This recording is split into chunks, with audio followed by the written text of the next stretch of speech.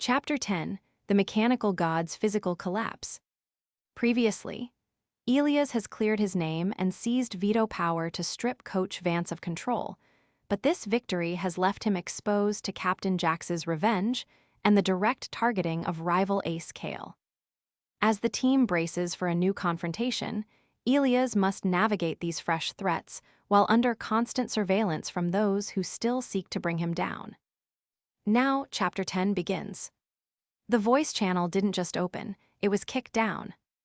Kale's audio feed bypassed the standard team comms, flooding the public scrimmage lobby with a clarity that felt like a physical intrusion. On the live stream overlay, the chat scrolled so fast it blurred into a neon smear, a digital roar anticipating blood. Kale, known across the server as the Mechanical God, skipped the pleasantries. His voice was smooth, coated in the arrogance of a man who had never lost a duel. "Let's establish reality before we load in," Kale announced, his tone dripping with mock sympathy. Everyone knows Elias' previous wins were bug abuse. Glitches, cheap tricks for people who can't aim. Today, I'm betting my entire monthly salary that the support tank won't land a single crowd control ability. Not one. He's going to hide behind his shield and pray I don't delete him in 3 seconds. A ripple of laughter cut through the opposing team's channel. Jax, the captain of Elias' own squad, joined in, his voice tight with forced joviality. "Don't be too hard on him, Kale. He's still learning what real mechanics look like. I've drafted a composition that leaves him completely exposed. No peel, no backup. If he wants to prove he's not a fraud, he can fight like a man." In the corner of the practice room, Elias sat motionless. His eyes weren't on the game client or the taunting messages flooding his screen. They were fixed on the small pre-game camera feed showing Kale's hand cam. The rival ace tapped his fingers rhythmically on the desk, a confident drumbeat, but Elias zoomed in, digitally enhancing the footage. There, beneath the swagger, was a micro-tremor.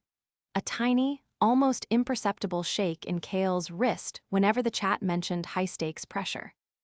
It was subtle, a ghost in the machine, but to Elias it was a billboard. "He's overcompensating," Elias murmured, too low for the mics to catch.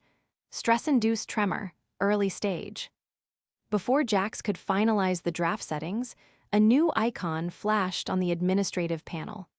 Claire, the team's primary sponsor, had activated a clause buried deep in the scrimmage contract. The system chimed, a harsh, metallic sound that silenced the laughter instantly. "Strategic veto engaged," the automated voice declared. "Match parameters altered. Hardcore mode active. No respawns for the first 10 minutes. First blood is permanent elimination for the duration of the early game." The lobby went dead silent. In hardcore mode, a mistake wasn't just a setback. It was a 10-minute death sentence that usually meant losing the objective forever. Jax's face, visible on his webcam, drained of color. He had wanted to embarrass Elias, not risk the entire scrimmage on a coin flip. Kale, however, only grinned wider. The stakes had risen, and he loved nothing more than crushing someone when they had the most to lose. "Perfect," Kale said, his voice dropping an octave. "Now there's nowhere for the rat to hide." The map loaded, the shattered spire. A jagged landscape of floating rock platforms and narrow canyons, designed for high-mobility assassins. It was Kale's playground. As soon as the match began, Kale abandoned all strategy. He ignored neutral objectives, bypassing resource nodes that would secure his team's economy. His character, a sleek blade-wielding duelist, sprinted directly toward Elias' spawn point. The chat exploded. "He's hunting him immediately. Jax left him alone. This is going to be a massacre." Elias moved his character, the rusty golem, with deliberate slowness.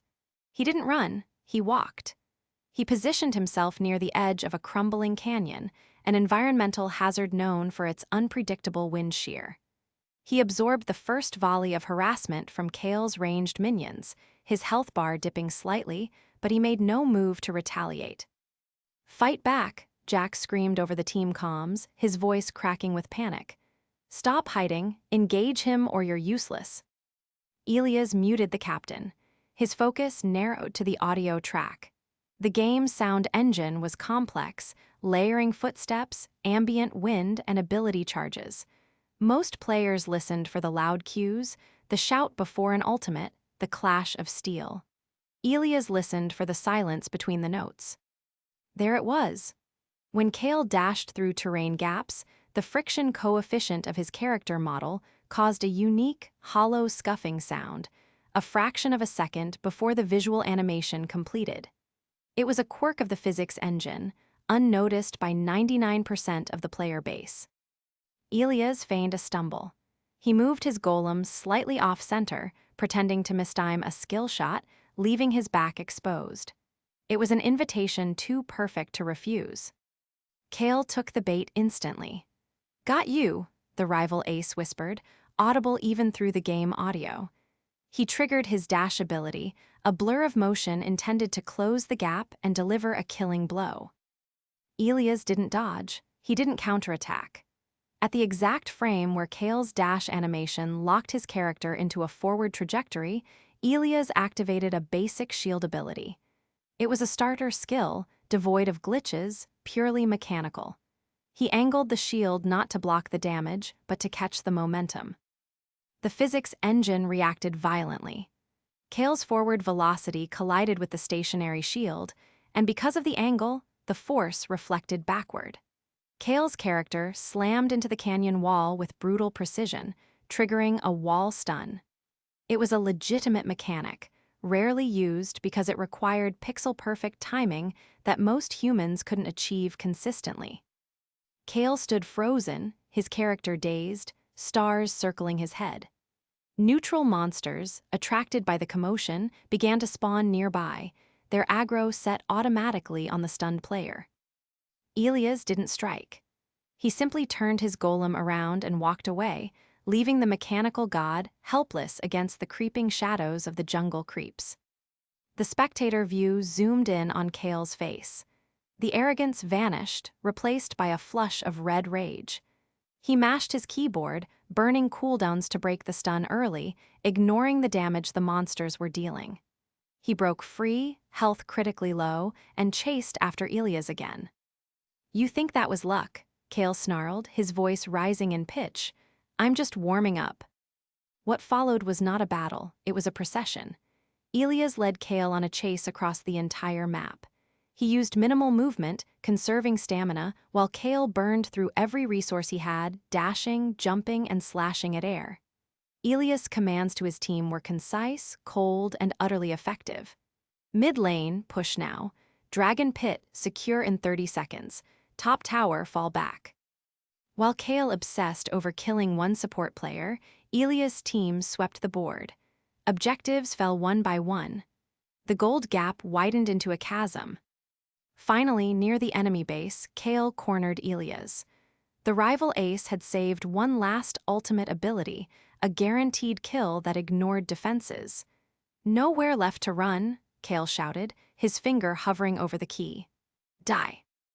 Elias remembered the streams. Hours of footage analyzed in Chapter 8.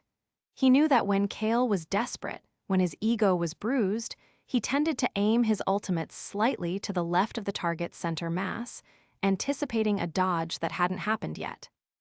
Kale unleashed the ultimate. A beam of pure energy tore through the air.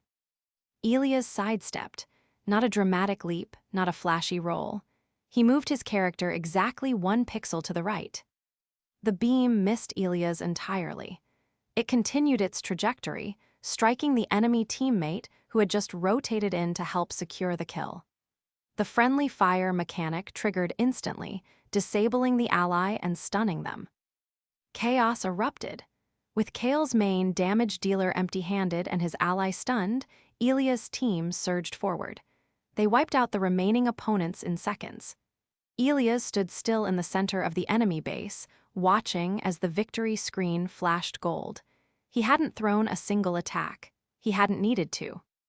Kale screamed in frustration, a raw, unfiltered sound of defeat that echoed through the voice channel before he abruptly disconnected.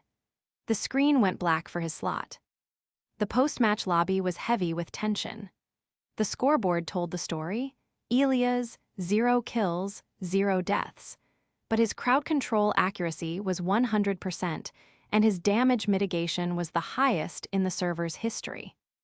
The chat was already clipping the moment, tagging it #uncorruptibleprodigy. The pixel dodge was trending globally within minutes. Coach Vance stepped up to the microphone, attempting to regain control of the narrative. "Well, that was certainly risky," Vance stated, his voice strained. "Elias' passive playstyle is unsustainable against top-tier opposition. We got lucky today." "Luck," Claire's voice cut through the room, sharp and authoritative. She pulled up a holographic display showing real-time metrics.